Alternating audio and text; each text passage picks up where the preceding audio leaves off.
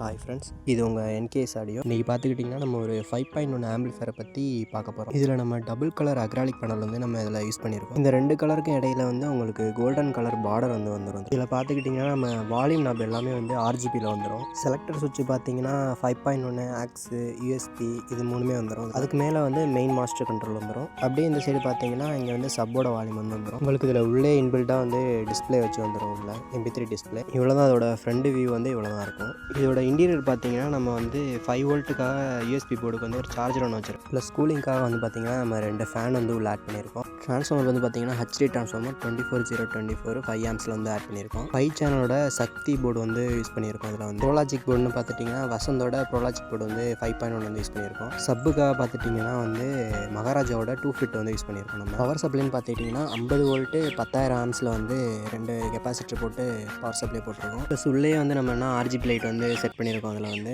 இதான் இதோட total output. யூடியூப்பில் வந்து காப்பிரைட்ஸ் வரனால நம்ம இன்ஸ்டா பேஜில் வந்து இதோட சவுண்ட் ஃபுல் செக்கிங் வீடியோவும் வந்து நம்ம வந்து போஸ்ட்டாக போட்டிருக்கோம். இதை செக் பண்ணி பார்த்துக்கோங்க. அவ்வளோதான் ஃப்ரெண்ட்ஸ், இந்த வீடியோ உங்களுக்கு பிடிச்சிருந்தா லைக் அண்ட் சப்ஸ்கிரைப் பண்ணிக்கோங்க. தேங்க்யூ.